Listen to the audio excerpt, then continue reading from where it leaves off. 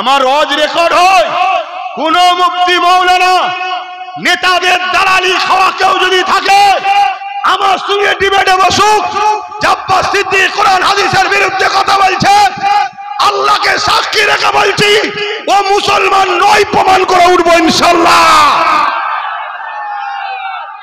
এ জাতিকে শেষ করেছে আমাদের একদল মুনাফিক উলামারা, এ জাতিকে শেষ করেছে। শুধু গলা লম্বা করে বলবে রাজনীতি করি না, আর অথচ নেতাদের সঙ্গে শুধু ঘুরঘুর করে। হ্যাঁ, তোমাদের সব থেকে বড় ক্ষতি করেছে। আজকে গণহত্যা করা হচ্ছে মুসলমানদের ঘরে, গণহত্যা করা হচ্ছে। আমরা যদি পশ্চিম বাংলায় 30% বাইরে হই, আমরা জেলে আছি 55%। তাহলে এই যে হাজার হাজার মুসলমানের ঘরের ছেলেকে মিথ্যা গেজার মামলায় ভরে দিয়েছে, কত হাজার হাজার পরিবার শেষ হয়ে গেছে জানো? একটা পরিবারে একটাই ছেলে। কটা ছেলে? একটাই ছেলে। বাইরে কাজ করে, গত 8-10 দিন আগে তাকে মারতে মারতে মেরে ফেললো। কেন? মুসলমান। রাজ্যে কাজ নেই, বাইরে গেছে, সে মরে গেল। সে তো মরে গেল, তার বাপ, তার পরিবার, তার স্ত্রী, তার বাচ্চার লাইফটা কি হলো? সেটাও তো শেষ। তাহলে এই বাংলাতে এরকম 55% মুসলমানের ঘরের ছেলে জেলে আছে কি জন্যে? গেঁজার কেসে। আরে যার ধর্মের আইন হলো গেঁজা হারাম, আর তারা শুধু গেঁজার ব্যবসা করে। হ্যাঁ, শুনছেন না শোনেন নে? এই বাংলায় যদি গেঁজার ব্যবসা হয়, মনে রাখবেন এই গেঁজার ব্যবসা সম্ভব, সরকার সাথ দিচ্ছে তাই। সরকার যদি সাথ না দেয় গেঁজার ব্যবসা হতে পারে না, পারে না, পারে না, পারে না। সরকার ভাগলাই আর গেঁজার ব্যবসা করায় প্রশাসনের মাধ্যম দিয়ে। শুনছেন না শোনেন? আমি ওপেন বলে যাচ্ছি, শুনছেন না শোনেন? কেন? প্রশাসনকে যদি সরকার চাপ দেয় যে গেঁজা কোনোভাবে আমার বাংলা বা আমার দেশে চলবে না, সে সেন্টার হোক আর রাজ্য, পুরো গেঁজার গোষ্ঠী সমেত ভারত থেকে বেরিয়ে চলে যাবে। কোনো ব্যবসা। অনেক বলতে মুনাফিক গুণই বলে, কি বলে? হুজুরের ছেলে জলসা এসে রাজনীতির কথা বলবে কেন? শুনছেন না শোনেন? রাজনীতি কোরআনে আছে তাই বলি, রাজনীতি রসুল পাক করেছেন তাই বলি। শুনছেন তো নাকি? আবার এ কথা যখন বলবো তখন আবার বলবে রসুল তো খেলাফত করেছে। খেলাফত? আরে মূর্খ, নবী পাক সাল্লাল্লাহু আলাইহি সাল্লাম ইসলামিক রাষ্ট্রে কিভাবে রাজনীতি করতে হয় ওটাও যেমন শিখিয়েছে, সর্বধর্মের মানুষকে কিভাবে রাজনীতি করতে হয় ওটাও আমার রসুল শিখিয়েছে। জোরে বলুন সুবহানাল্লাহ।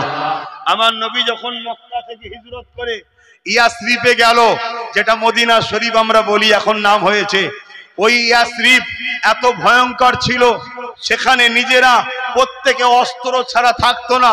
কেন? একে অপরকে সর্বসময় কাটাকাটি করত। তাদের মধ্যে বহুত দল, বহুত গোষ্ঠী ছিল, একে অপরকে মারতো। আল্লাহ নবী তাদের কাছে গেলেন, তাদের প্রত্যেকের লিডারদের ঘাড়ে বুঝিয়ে বুঝিয়ে বুঝিয়ে বুঝিয়ে আল্লাহ নবী তাদেরকে বুঝালেন যে অস্ত্র যদি নিজেরাই মারপিট করে মারো তাহলে তোমরা কি করে বিকাশ হবে, কি করে উন্নতি হবে। কেন? মদিনা ছিল সব থেকে পিছিয়ে পড়া জায়গা, সব থেকে গরিব জায়গা, সর্বদিক দিয়ে পিছিয়ে ছিল মদিনা শরীফ, তখন নাম ছিল ইয়াসরিব। আল্লাহ নবী তাদেরকে নানান দিক দিয়ে বুঝালেন। একটা দিন রাসূল পাক সাল্লাল্লাহু আলাইহি ওয়াসাল্লাম তাদেরকে বুঝালেন যে দেখো, বিদেশে তোমরা সমস্ত কিছু বিজনেস বলো, অর্থনীতি বলো, সমাজনীতি বলো, রাজনীতি বলো, সবটা করতে গেলে নিজেদের ঘরেও রাজ পাওয়ার তৈরি করতে হবে। আল্লাহ নবী যখন দ্বীন ইসলামের প্রচারটা করেছিল, নবী পাকের দিকে দলে দলে মানুষ যখন যেতে লাগলো, ওই সময় ইহুদি সম্প্রদায়েরা তারা আমার রাসূলুল্লাহকে কোনোভাবে যখন রুখতে পারল না, তারা তখন একটা পরিকল্পনা করলো। ওই পরিকল্পনা হলো এটা, কিছু ইহুদিকে মুহাম্মদ রাসূলের কাছে পাঠিয়ে দিল। তারা ঈমানের কলেমা পড়ে নিল, তারা মুসলমান দাবি করলো, নবীর সাহাবা দাবি করলো, তারা নবীর অনুসারী দাবি করলো, নবী পাকের পিছনে নামাজ পড়লো, নবী পাকের সাথে হজ করতে গেল, নবী পাকের সাথে জিহাদের ময়দানে গেল, নবী পাকের সাথে দ্বীন ইসলামের শিক্ষা অর্জনের জন্য নবীর মাহফিলে বসতে লাগলো। সবাই তাই মনে করতে লাগলো এরা হলো সাহাবা, এরা হলো মুসলমান, কিন্তু তারা মূলত এসেছিল মুসলমানদের মধ্যে ঝগড়া পাশে লাগাবার জন্যে। তারা এসেছিল মূলত মুসলমানদের মধ্যে দলাদলি লাগাবার জন্যে। তারা সুরাতে সকলে বাহ্যিক মুসলমান দাবি করেছিল, কিন্তু তাদের হৃদয়টা ছিল ইসলাম ও মুসলমানদের ক্ষতি করা। আল্লাহ পাক কোরআনে তাই সূরা বাকারার মধ্যেও বলছেন, কিছু লোক আছে যারা মুসলমান দাবি করে, তারা যখন মুসলমানদের সাথে আসে নামাজে দাঁড়িতে টুপিতে সবেতেই থাকে, কিন্তু তারা যখন নিরিবিলি নির্ঝুমে একাকী দুনিয়ার বেঈমান তাগুদি জালিম হুকুমাত তাদের যখন নেতাদের সঙ্গে মেশে, তখন এরা সেই নেতাদেরকে বলে আমরা তো মুসলমানদের ঘরে শুধু ঠকাচ্ছি, আমরা হাকিকতে তোমাদের সাথেই আছি। তাহলে নবীর কাতারে যদি সাহাবাদের মধ্যে এরকম 2 নম্বর মুসলমান থাকতে পারে, বর্তমান আমাদের সমাজে এরকম মুনাফেক আছে না? না কি একটু সারা দেন না? তলা থেকে কাদা কি আপনাদের ব্রেনকেও ঠান্ডা করে দিল নাকি? হ্যাঁ, সব তো জন ছেলে, জন ছেলে, তো তোমাদের খুন তন টকবক করে ফুটছে।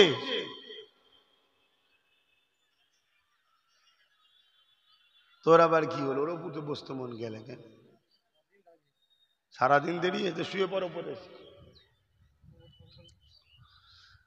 যেমন একজনের নাম আপনাদেরকে জানাই, মন দিয়ে শুনবেন আজকে আলোচনাটা, আর লাস্টে যদি সময় থাকে একটু আকাব নিয়েও আপনাদের কাছে বলে যাব। এ নওজোয়ান তরুণেরা, আল্লাহ নবীর হাতে হাত দিল, আব্দুল্লাহ ইবনে উবাই তার নাম ছিল। আল্লাহ নবীর হাতে হাত দিল, আর একজনের নাম বলি, নাম তিনার আবু বকর সিদ্দিক। আল্লাহ নবী, নূর নবী, দয়া নবী যখন কোরআনের শিক্ষা দিত, আব্দুল্লাহ ইবনে উবাই নবী পাকের দরবারে বসে কোরআনের শিক্ষা অর্জন করত, আবু বকর সিদ্দিকও বসে অর্জন করত। আল্লাহ নবী যখন নামাজ পড়তেন, আবু বকর সিদ্দিক নবী পাকের পিছনে ইক্তেদা করে নামাজ পড়তেন, আব্দুল্লাহ ইবনে উবাইও নামাজ পড়তেন। আল্লাহ নবী যখন হজে গেলেন, আব্দুল্লাহ ইবনে উবাইও নবীর সাথে হজে গেল, আবু বকর সিদ্দিকও নবীর সাথে হজে গেল। আল্লাহ নবী যখন জিহাদের ময়দানে গেলেন, আবু বকর সিদ্দিক রাসূলুল্লাহর সাথে গেলেন, আব্দুল্লাহ ইবনে উবাইও রাসূলের সাথে গেলেন। আল্লাহ নবী যখন দ্বীন ইসলামের জন্য সাহাবাদেরকে বলতেন মাল দাও বাবা, সাহাবা আবু বকর সিদ্দিকও দান করতেন, আব্দুল্লাহ ইবনে উবাইও রাসূলুল্লাহর কাছে দান করতেন। এ যুবকেরা, কিন্তু মনে রাখবেন আবু বকর সিদ্দিকের দাড়ি টুপি জুব্বা পাগড়ি ছিল, আব্দুল্লাহ ইবনে উবাইরও দাড়ি টুপি জুব্বা পাগড়ি ছিল, কিন্তু আবু বকর সিদ্দিক দুনিয়া জমিন থেকে আল্লাহ নবী ঘোষণা করে দিল জান্নাতি জান্নাতি জান্নাতি। কিন্তু আব্দুল্লাহ ইবনে উবাই সে কোরআন ঘোষিত জাহান্নামী। কারণ দাড়ি তো দুদিকে, টুপি তো দুদিকে, হজ তো দুদিকে, নামাজ তো দুদিকে, নবীর পেছনে ইক্তেদা দুজনাই করেছে, নবীর সঙ্গে হজে জিহাদে দুজনাই ছিল। একজন জান্নাতি আর একজন জাহান্নামী কেন? শুনছেন ইসলামটা? আজ আমাদের সব থেকে বড় ক্ষতির কারণ হলো একদল ছদ্মবেশী মুনাফিক মুসলমানদের জন্য আমাদের ক্ষতির কারণ, সব থেকে বড় ক্ষতির কারণ। যদি আজ আমাদের মধ্যে গাদ্দার মুনাফিক মুসলমানগুলো মাথা তুলতে যদি না পারত, তাহলে নিশ্চয় মুসলিম অধ্যুষিত এলাকাগুলোয় ইমানদার মুসলমানরা মাথা তুলে দাঁড়াতো। আর ইমানদার মুসলমানরা যখন মাথা তুলে দাঁড়াতো, ওদিকে যেমন জালিম মাথা তুলে টক্কর দিচ্ছে, তার মোকাবেলায় ইমানদার লিডার হলো, টক্করটা জোরালো হতো না। কিন্তু বেঈমান ইসলামের দুশমনেরা সর্বসময় যারা ইসলামকে মিটাতে চায়, তারা পরিকল্পনা মাফিক মুসলমানদের মাথাতে ইমানদার লিডার যেন না বসে, মুনাফিককে বসাও, 2 নম্বরকে বসাও। অথচ বলবো মুসলমান তো রয়েছে, কিন্তু তারা হাকিকাতে মুসলমান নয়, তারা হাকিকাতে মুসলমান নয়। তাদেরকে মসজিদও পাওয়া যাবে, মসজিদ উদ্বোধনও পাওয়া যাবে, অন্য ধর্মের ধর্মস্থান উদ্বোধনও পাওয়া যাবে। তাদেরকে ঈদে মিলাদুন নবীর র্যালিতেও পাওয়া যাবে, আর যখন রামনবমী হবে তাতেও পাওয়া যাবে। এই ধরনের 2 নম্বর মুসলমানগুলোকে এদের মাথায় রাখো। শুনছেন তো নাকি? আমার কথায় কি অসুবিধা হচ্ছে আপনাদের? আপনাদের বাঁচাবার চেষ্টায় 10 বছর ধরে চেষ্টা করছি, 10 বছর ধরে জাতির কাছে বুঝাচ্ছি। এই বুঝাতে গিয়ে দালাল লকআপ পেয়েছি, এই বুঝাতে গিয়ে বাপ মাকে গাল খাওয়াতে হয়েছে, এই বুঝাতে গিয়ে হাজার হাজার জলসা জালিমরা কেটে দিয়েছে, এই বুঝাতে গিয়ে মিথ্যা কেসও প্রচুর আমাকে খেতে হয়েছে, আমারও নামে প্রচুর মিথ্যা কেস। এই বুঝাতে গিয়ে হাজারো সমস্যার সম্মুখীন হতে হয়েছে। তবে মনে রাখবেন, যতদিন আল্লাহ জবানে কথা রেখেছে আর হায়াত রেখেছে, আমার ইমানি দায়িত্ব হলো নবীর উম্মতকে সঠিক রাস্তার কথা আমি বলে যাব। কেন আল্লাহ কোরআনে বললেন, কুনতুম খায়রা উম্মাতিন উখরিজাত লিন-নাস তা'মুরুনা বিল মা'রুফ ওয়া তানহাউনা আনিল মুনকার। অন্যায়কে মিটাও, ন্যায়কে প্রতিষ্ঠিত করো, এর নাম হলো ঈমান। জোরে বলুন সুবহানাল্লাহ। এটাই আমাদেরকে আল্লাহ কাজ দিয়েছে। আমরা এই বাংলাতে কিছুদিন আগে 15-20 দিন হবে কম বেশি, নিশ্চয়ই আপনারা দেখেছেন, 1-2 ছেলে, অমুসলিম ছেলে পাকিস্তানের পতাকা বেঁধেছিল, দেখেছিলেন? বেঁধে সেখানে পাকিস্তানের জয়গান আর ভারতের বিরুদ্ধে স্লোগান দিচ্ছিল। তাকে প্রশাসন ধরলো, এমন হালকা কেস দিল যে কেসে পরের দিন জামিন হলো।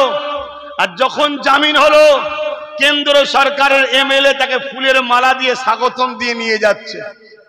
তাহলে দেশদ্রোহীদের ঘরে কেন্দ্র সরকাররা শেল্টার দিচ্ছে, আর যতগুলো পাকিস্তানের চর ধরা পড়ছে সব কেন্দ্র সরকারের সঙ্গে যোগাযোগ। দেখছেন না? দেখেন না? কেন্দ্র সরকারের দলের সঙ্গে যোগাযোগ আছে না নাই? যতগুলো ধরা পড়ছে, এরপরও তাদেরকে শেল্টার দিচ্ছে কারা? তারা। আর আমাদেরই পাশে ভাঙরে মসজিদ, মাদ্রাসা, কবরস্থান, ওয়াকফ সংবিধান বিরোধী আইনকে বাতিল করার দাবিতে কলকাতা শিয়ালদাতে যখন আন্দোলনে যাচ্ছিল, রাস্তায় আটকে এই রাজ্য সরকারের পুলিশ 1000-এর উপরে ছেলেকে কেস দিয়েছে। এখনো তারা অনেকে ঘর ছাড়া। কারণ কি? কারণ হলো একটাই, ওরা পাকিস্তানের দালালি করে, দেশের গাদ্দারি করে পরের দিন জামিন পাবে, ফুলের মালা দিয়ে আনা হবে। কেন? ওদের বাপেরা হলো বড় বড় নেতা। আর আমরা অন্যায় না করেও জেলে যে জামিন পাবো না কেন? আমাদের বাপেরা হলো ওদের বাপেদের দালাল, 5 আটা গোলাম। কি গো, কথাটা কি কষ্ট হয়ে গেল নাকি? আর এই কথাগুলো আমি জাতিকে বুঝাই, যাতে করে জাতি মুনাফিক আর বেঈমান উভয়কে ঝেড়ে ফেলে দিয়ে নিজেদের গার্জেন তৈরি করে, যাতে করে আগামী দিন আমাদেরকে কেউ উচ্ছেদ না করতে পারে, আমাদেরকে কেউ মিথ্যা কেস না দিতে পারে, আমাদের জমি জায়গা কেউ দখল না করতে পারে, আমাদেরকে কেউ ধর্মীয় ভাবাবেগে আঘাত দিয়ে ক্ষতি না করতে পারে। করলেই তখন আমাদের গার্জেনরা সামনে এগিয়ে আসবে। শুনছেন তো? আর এই কথা যখনই বলি, ঠান্ডা ঘরে বসে থাকা বেঈমান গুলো মুনাফিক মুসলমানকে ফোন করে, হারা আব্বাস আলী গোরাচাঁদ হুজুরের 900 বিঘে জায়গার মধ্যে বাকি জায়গা গেল কোথারে? সব তো তোরাই দখল করে খাচ্ছিস। তখন এও বলে তোমাকেও তো ভাড়া দিচ্ছি। ঠিক আছে, সবই বুঝছি, মিলে জুলে খাচ্ছিস, আমি তো কিছু বলিনি। কিন্তু আব্বাস সিদ্দিকী আস্তে আস্তে উঠছে কি করে, শুনছেন তো নাকি? ধরে টেনে ধরো। কেন? আমরা যদি ক্ষমতায় আসি অবশ্যই পীর আব্বাস আলী গোরাচাঁদ হুজুরের সম্পদকে উদ্ধার করতে হবে। কথা বুঝে আসছে না? নাই করা দরকার আছে না নাই? আপনারা কি বলছেন? আল্লাহর ওলির সম্পদ উদ্ধারের দরকার আছে না নাই? সেখান থেকে মুসলিম গরিবদের কাজে লাগবে, মুসলিম গরিবদের শিক্ষার জন্য কাজে লাগবে, মুসলিম গরিব মেয়েদের বিবাহের জন্য কাজে লাগবে। তা না হয়ে কি হচ্ছে, 900 বিঘে জায়গার কোটি কোটি টাকা ইনকাম বেঈমান নেতাদের রাজনীতির ফান্ডে চলে যাচ্ছে। এগুলো যদি আজও জাতি না বোঝে, তাহলে এ জাতিকে তো আল্লাহ ধ্বংস করবে জালিম শাসক বসিয়ে। এ কথাও আল্লাহ কোরআনে বলেছে, তোমরা যখন আমাকে আমার হাবিবকে ভুলে গিয়ে অন্য কারো দলদাস হয়ে যাবে, আমি আল্লাহ যাদের তোমরা চাটুকারি করবে, দলদাস হয়ে যাবে, তাদেরকে ক্ষমতায় এনে আমি আল্লাহ তাদের হাতেই তোমাদেরকে মিটিয়ে দেব, তাদের হাতেই তোমাদেরকে লাঞ্ছিত করব। এ না জওয়ানেরা, তরুণেরা, তাই আজকে বলে দিয়ে যাক, আমাদের সব থেকে প্রথম কাজ হলো আমাদের মধ্যে গাদ্দার যারা আছে, আমাদের মধ্যে মুনাফিক মুসলমান যারা আছে, এই গুণকে আগে চিহ্নিত করা, এই গুণ থেকে নিজেকে দূরে রাখা, এই গুণের কথাকে বিশ্বাস না করা, এই গুণের কথাতে ডাকে সাড়া না দিয়া।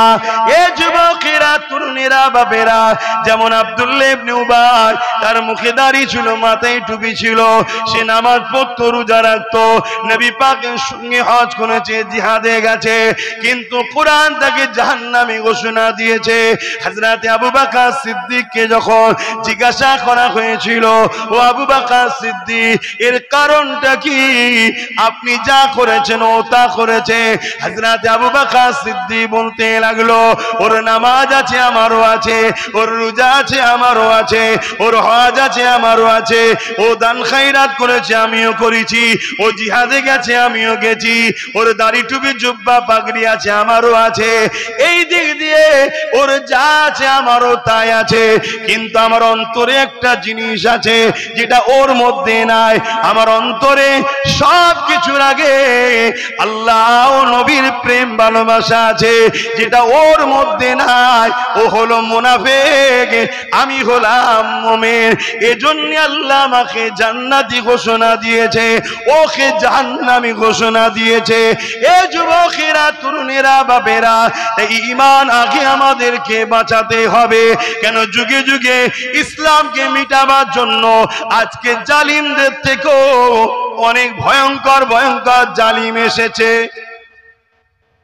যেমন ফেরাউন এসেছিল, নমরুদ এসেছিল, এজিদ এসেছিল, চিঙ্গিস খান এসেছিল, এইভাবে মুসলিম নামদারি হতভাগা আকবরও ছিল। এরা যুগে যুগে ইসলামকে মুছে দিবার পরিকল্পনা করেছিল, কিন্তু মনে রাখবেন আল্লাহ পাক তাদেরকে মুছে দিয়েছে।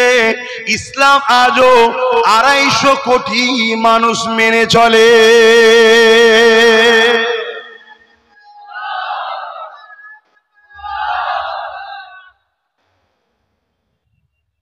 এর আগে অনেক হামলা হয়েছে বাপ,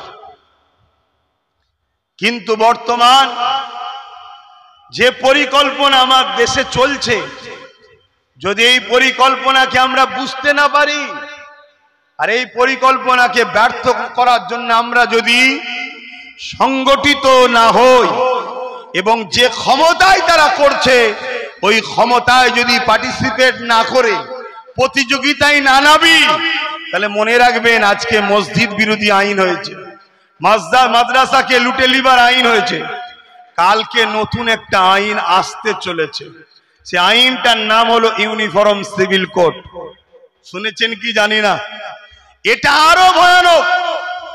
আপনি ভাববেন মসজিদ যদি চলে যায় আবার বানিয়ে নেব, মাদ্রাসা যদি নিয়ে নেয় আবার বানিয়ে নেব, কবরস্থান যদি না দিতে দেয় নিজের জায়গায় দেবো, আপনি ভাববেন ঈদগাহ যদি নিয়ে লাই নিজের জায়গাতে নামাজ পড়বো, কিন্তু ইউনিফর্ম সিভিল কোড এত ভয়ঙ্কর আইন আসছে যেখানে আপনার কোরআনকে ব্যান করে দেবে এরা, যেখানে আপনার নামাজ পড়তে দেবে না। এক দেশ এক আইন হবে। ওই আইনটা কেমন হবে? দেশের মাথায় একজন রাজা বসবে, সে যা বলবে দেশবাসীকে সেটা মানতে হবে। আর ইউনিফর্ম সিভিল কোডে আদিবাসীরাও বিপদে পড়ছে, দলিতরাও বিপদে পড়ছে, শিখ, পাঞ্জাবি, খ্রিস্টান সমস্ত জাতের মানুষেরা বিপদে পড়ছে। এমনকি যারা গরিব হিন্দু তারাও বিপদে পড়বে। কেন? তারা দাসত্ব প্রথা চালু করার পরিকল্পনা করছে। গরিবদের একটাই রাস্তা থাকবে, দাস দাসী। ভেবে দেখো, যদি আজও তোমরা না বোঝো, হয়তো আমি বুঝাচ্ছি আমার দুশ্মন বেড়েছে, আরো বাড়বে। পুরো পৃথিবী যদি দুশ্মন হয়ে যায়, আল্লাহ রসুলের জন্য পুরো পৃথিবীর দুশ্মনের মোকাবেলায় এক আব্বাস সিদ্দিকীর লড়ার ঈমান ও মন মানসিকতা নিয়েই বাইরে বেরোই আমি।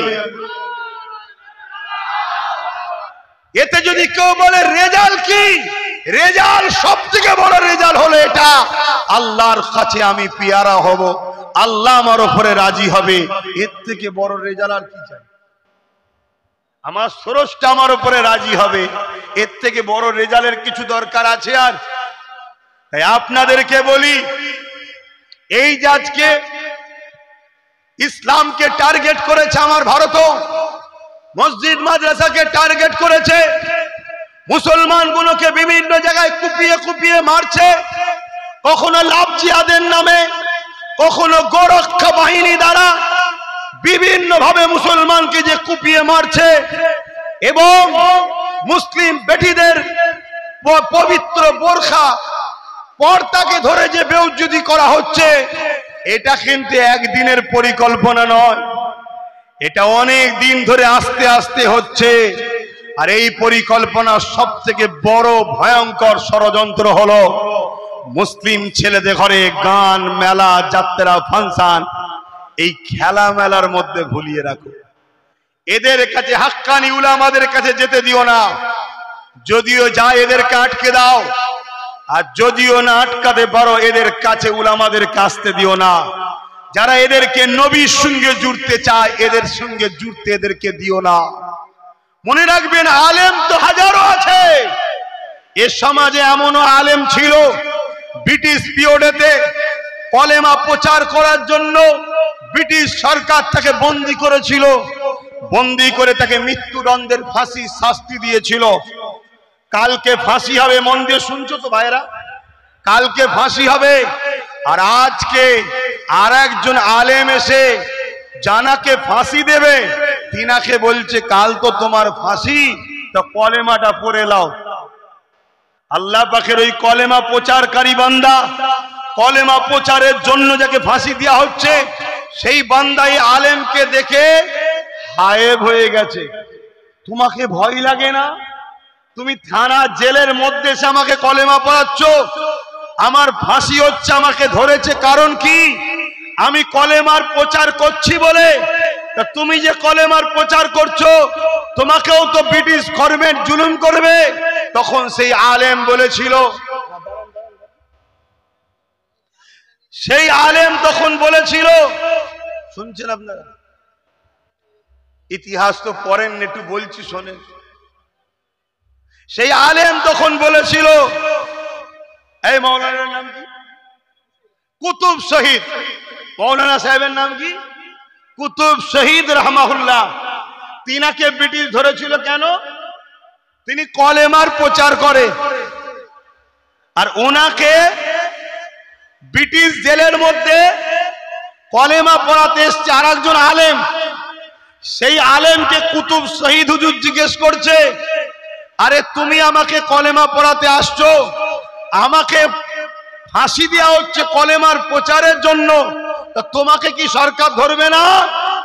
তখন ওই কুতুব শহীদকে ওই আলেম বলেছিল, এ কুতুব শহীদ শোনো, কুতুব সাহেব, আমাকে তো ইংরেজ সরকার মাইনে দিয়ে পুষে রেখেছে, কি বুঝলেন? তাহলে এই সমাজে একদল আলেম ইসলামের প্রচারের জন্য জালিম অত্যাচারী শাসকদের জুলুমের শিকার হয়, আবার একদল আলেমকে জালিম শাসকরা ইনভাইট করে এক স্টেজে বসে হই হই করে। এটা ভাবতে হবে ইতিহাস, এটা ইতিহাস ভাবতে হবে। যদি না বোঝো যুবক, চোখ দিয়ে খুন বেরোবে। গত 2-3 বছর আগে বলে কি বলে, গত 1 বছর 8 মাস আগে বলেছিলাম 3 বছর সময় দিয়েছিলাম পরিবর্তন হন, নাই চোখ দিয়ে পানি নয় খুন বেরোবে। তার মধ্যে 1 বছর 8 মাস চলে গেছে, আর বাকি আছে মাত্র 1 বছর 4 মাস। তার মধ্যে আইন বেরিয়ে গেল কি, মসজিদ মাদ্রাসা কবরস্থান মুসলমানদের 29 লক্ষ বিঘে জায়গাকে লুটে লাও, যার মূল্য কয়েক লক্ষ কোটি টাকা। যদি ভাগ করে দেওয়া হয় প্রত্যেকটা মুসলমান কোটিপতি হয়ে যাবে। শুনছেন? কিন্তু আমাদের সেদিকে তো খেয়াল নাই। আমাদের খেয়াল আছে ফ্রি বিরিয়ানি কোথা পাওয়া যায়, আমাদের খেয়াল আছে কোথায় 200, 500, 1000 ভাতা পাওয়া যায়, আমাদের খেয়াল আছে কোথায় 2500, 3000 পাওয়া যায়। সম্মানের সাথে বলছি, ভুল হতেই পারে মানুষের, পরিবর্তন হন। আমি ইমাম হুজুরদের বলছি, যদি পরিবর্তন হতে পারেন, যে রাস্তা দেখাচ্ছি যদি সংগঠিত ভাবে একসাথে আগাতে পারি, ইমামদের কম করে 20,000 টাকা মাইনে দেওয়া যেতে পারে। এত টাকা আমাদের আছে। কত টাকা মাইনে? মাইনে আর ভাতা কিছু বোঝেন? ভাতা কাকে বলে আর মাইনে কাকে বলে? মাইনে হলো সম্মান, তার অধিকার। মাইনে কি? সম্মান, তার অধিকার। ভাতা হলো আমার দলদাস হইছিস তাই গোলামিলে। কিছু বুঝে আসছে? আমি তো ছোটখাটো মৌলানা, বেশি ফতোয়া সমাজে চলে না, কেন অনেক বড় বড় হুজুর, বড় বড় মুফতি, বড় বড় মৌলানা সমাজে রয়েছে, তো অনেক আবার ফতোয়া উল্টে দেবে। তবে মনে রাখবেন যুব সমাজ, আগামী দিন যদি পরিবর্তন না হও, এটাও আজকে বলে যাচ্ছি, যেটা মায়ানমারে ঘটেছে, চোখের সামনে বাপকে বেঁধে বেটির ইজ্জত লুটেছে, চোখের সামনে স্বামীকে বেঁধে স্ত্রীর ইজ্জত লুটেছে, চোখের সামনে ভাইকে বেঁধে বোনের ইজ্জত লুটেছে। নীরবে দেখা ছাড়া দ্বিতীয় কোনো উপায় ছিল না, থাকবে না। এখনো সময় আছে, জুলুম বন্ধ করো, ন্যায়ের পক্ষে সংগঠিত হও। আল্লাহ নবী বললেন, অধিকারকে পাইয়ে নাও, অধিকারকে ছিনিয়ে নিবার কথা রাসূলুল্লাহ বলেছে।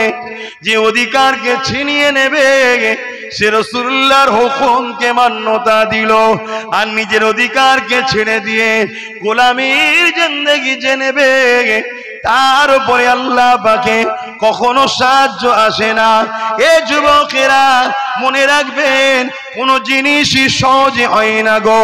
এই যে আপনারা জমিতে চাষ করেন, এমনি এমনি ফসলটা হয় না। এই যে আপনারা কলকারখানায় কাজ করেন বা লেবারি করেন, দিন মজুরি করেন, কোনোটাই সহজে হয় না গো। তাহলে দুনিয়ার সামান্য পেটের জন্য যদি সহজে না হয়, তাহলে এই দুনিয়ার জুলুমকে বন্ধ করবে, এই দুনিয়ার অত্যাচারকে বন্ধ করবে, এই দুনিয়ার সন্ত্রাসীকে বন্ধ করবে। এটা সহজে হয় না গো। এবং আল্লাহর জান্নাতে যাবেন, এটা সহজে হয় না। আজ আমরা ইসলামকে মসজিদ মাদ্রাসার মধ্যে বেঁধে দিলাম। এটা বেঁধে দিল কারা? একদল মুনাফিক আলেম উলামা দাবিদারেরা। কারণ এদেরকে কোটি কোটি টাকা দেওয়া হয়েছে, যারা সমাজের কাছে শুধু নামাজ, রোজা, দাড়ি, টুপি, এই পর্দা পুশিদা এই নিয়েই শুধু বছর বছর ওয়াজ করে, কিন্তু একবারও এরা সমাজকে শোনায়নি যে অন্যায়ের বিরুদ্ধে লড়াই করার নাম হলো ইসলাম, ন্যায়কে প্রতিষ্ঠিত করার নাম হলো ইসলাম, এই জমিনকে সন্ত্রাস মুক্ত করার নাম হলো ইসলাম, এই জমিনে খোদার তোর মুখে খাবার দিবার নাম হলো ইসলাম, এই জমিনে অন্যায় অত্যাচারী শাসকের বিরুদ্ধে দাঁড়িয়ে কথা বলা, এটা হলো সব থেকে বড় জিহাদ। এটা কেউ শোনায়নি, এটা কেউ শোনায়নি যে নেশা মুক্ত সমাজ গড়ার নাম ইসলাম, দুর্নীতি মুক্ত সমাজ গড়ার গড়ার নাম ইসলাম, এই জুলুম মুক্ত সমাজ গড়ার নাম ইসলাম, চোর মুক্ত সমাজ গড়ার নাম ইসলাম, খুন মুক্ত সমাজ তৈরি করার নাম ইসলাম। এটাকেও প্রচার করে রে এ যুবকেরা, তরুণেরা। আল্লাহ নবী, নূর নবী, দয়ার নবী মেরাজ থেকে নামাজ এনেছে, নবী মেরাজে গেছে নবুয়াত ঘোষণার 11 বছর পর। এই 11টা বছর নবী তাহলে কি করেছিল? এই 11টা বছর ধরে নবী পৃথিবীর অত্যাচারী শাসকদের হাত থেকে আল্লাহর সৃষ্টি মানুষগুলোকে আজাদ করার জন্য সংগ্রাম করেছে। শুনছেন তো নাকি? সেটা পারস্য হোক, রোম হোক, আর আবু জেল, উতবা, সাইব, আবু লাহাব হোক, আল্লাহ নবী এই জমিনের উপরে তৎকালীন সময় যত অত্যাচারী শাসক ছিল তাদেরকে রাসূল চিঠি করেছে, মানুষের উপরে জুলুম বন্ধ করো। আল্লাহ নবী গরিবদের পক্ষে আওয়াজ তুলেছে, বিধবার পক্ষে আওয়াজ তুলেছে, নারীদেরকে জ্যান্ত পুঁতে দেওয়া হতো, আল্লাহ নবী নারীদের পক্ষে আওয়াজ তুলেছে। কিন্তু দুঃখের বিষয়, আজ পুরো পৃথিবী জুড়ে রাসূলুল্লাহর এই মানবতার ধর্ম, ইনসাফের ধর্ম, ইনসানিয়তের ধর্ম, গরিবের অধিকারের ধর্ম, বিধবার মর্যাদার ধর্ম, এতিমের অধিকারের ধর্ম, জুলুমকে বন্ধ করার ধর্ম, নেশা মুক্ত সমাজ গড়ার ধর্ম, ইসলামের বিরুদ্ধে আজকে পুরো মিডিয়া, পুরো বিশ্বের একদল জালিম মানুষ উঠে পড়ে লেগেছে। কারণ কি? কারণ হলো আমাদের মধ্যে মুনাফিক আলেম উলামা, এদের দোষ। শুনছেন না? শুনুন। আমরা শুধু মোল্লা পাড়ায় গিয়ে মুসলমানদের কাছে বসে, বাবারা নামাজ পড়ো, রোজা রাখো, হজ করো, জান্নাত যাবে।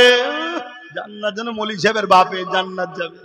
হ্যাঁ, ইমাম হোসেন নামাজ পড়ে না? যদি নামাজ পড়েছিল জান্নাত যাবে তো কারবালায় গেছিল কেন? এজিদের বিরোধী করেছিল কেন? শুনছেন না? শোনেন না? আমার কথা বুঝছেন তো নাকি? এ যুবক, মন দিয়ে শোনো, ঘরে যাবে, সূর্য আজ ডুবছে, তুমিও ঘুমোবে, কাল সূর্য উঠবে, তুমি উঠবে, আমি উঠবো, কোনো গ্যারান্টি নেই। জবাব আল্লাহর কাছে দিতে হবে সবাইকে। আমাদেরকে সৃষ্টিকর্তা দুটো হাত দিয়েছে এমনি এমনি নয়, দুটো পা দিয়েছে এমনি এমনি নয়, দুটো চোখ দিয়েছে এমনি এমনি নয়, দুটো কি বলে কিডনি দিয়েছে এমনি এমনি নয়। আল্লাহ আমাদেরকে এমনি এমনি বানাইনি, আমাদেরকে দুটো কাজ দিয়েছে, অন্যায় মিটাও, ন্যায়কে প্রতিষ্ঠিত করো। দুনিয়ায় যেমন কোন স্বৈরাচারী নেতা কাউকে কোনো পদ দিলে এমনি এমনি দেয়নি, এলাকার সমস্ত পয়সা গুলো তুলে আমার কাছে পাঠা, এই জন্য পদ দেয়। ঠিক না বেটি? কেউ তুলে না দিতে পারলে তাকে ল্যাং মেরে দাও, অন্যজনকে দাও। কি সে যদি জুলুমের জন্য পদ কেড়ে নিতে পারে, ল্যাং মেরে সরিয়ে দিতে পারে, বা দীর্ঘদিন তার জন্যই কাজ করলে পরবর্তীতে দেখা যাবে তুমি হয়তো একটু বুড়ো গরু টাইপের হয়ে গেছো। মুসলমান তেমনি দুধেল গায় নাকি? বুড়ো গরু টাইপের হয়ে গেছো, তোমাকে সরিয়ে দিয়ে একটা বলদকে সামনে নিয়ে আসবে, তোমার নামে কেস হয়ে যাবে। শুনছেন তো নাকি? ঘটছে না? ঘটেনি? দুনিয়ায় যদি এটা হতে পারে, আমার আল্লাহ তোমাকে আমাকে সৃষ্টি করেছে এমনি এমনি। হ্যাঁ, কাজ দেয়নি। দুটো কাজ। প্রথম কাজ হলো নিজেকে অন্যায় করো না, আর অন্যায়কে মিটাও। এবারে প্রশ্ন, আল্লাহ অন্যায় বিরুদ্ধে যেতে গেলে তো জেল হবে, তুই আমায় ভালোবাসিস, আমার জন্য জেলে যাবি তো কি হয়েছে? হযরত ইব্রাহিম আলাইহিস সালামকে নমরুদ আগুনে ফেলেছিল না ফেলেনি? ভাই, এই মাহফিলে ওয়াজ করার জায়গা নয় এটা। কেন? পরিস্থিতি দেখতে পাচ্ছেন তো, সবার মন চঞ্চল, পায়ে কখনো পুতা ঘুরছে, কখনো কাদা নরম, এক পাশ থেকে আর এক পাশে সরে যাচ্ছে। ও ভাবলো কিছু ঢুকে গেল না রে বাবা, দেখছে, সরসর করছে, কথা বুঝে আসছে।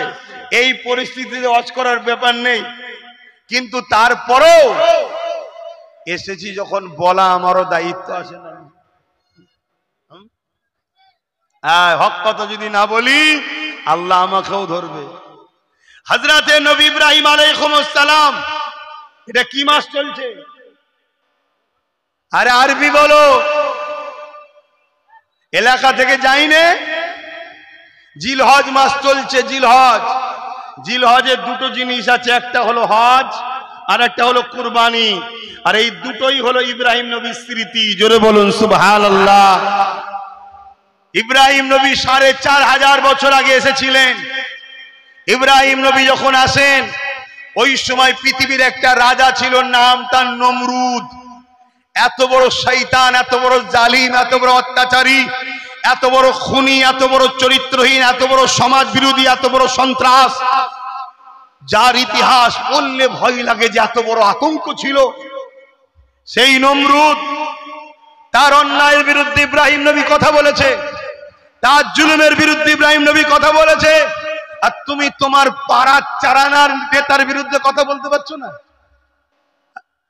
শুনছেন না শুনেননি? তোমার আমার বাপ তো ইব্রাহিম নবী, জানেন তো নাকি? তোমার আমার পাড়ায় যদি কেউ জালিম নেতা থাকে, ভালো নেতা হলে তার বিরোধী করার অন্যায় হবে, তাকে ওজন সাপোর্ট করা দরকার। যদি কেউ ভালো হয়, সৎ হয়, ভদ্র হয়, নম্র হয়, গরব দরদি হয়, তার জন্য আল্লাহ পাক বলছে আরশের ছায়া আছে। জোরে বলুন সুবহানাল্লাহ। শুনছেন কি? কথায় আবার অসুবিধা হচ্ছে নাকি?